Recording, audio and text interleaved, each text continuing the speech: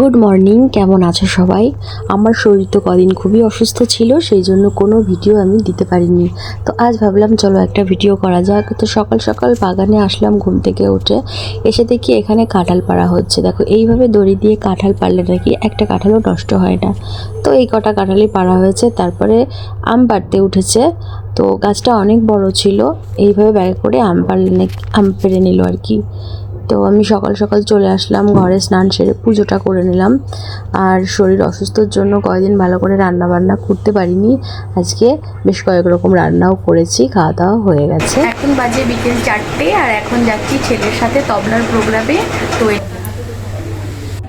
তো এখানে তবলার ক্লাসে এসে খুবই ভালো লাগছিলো।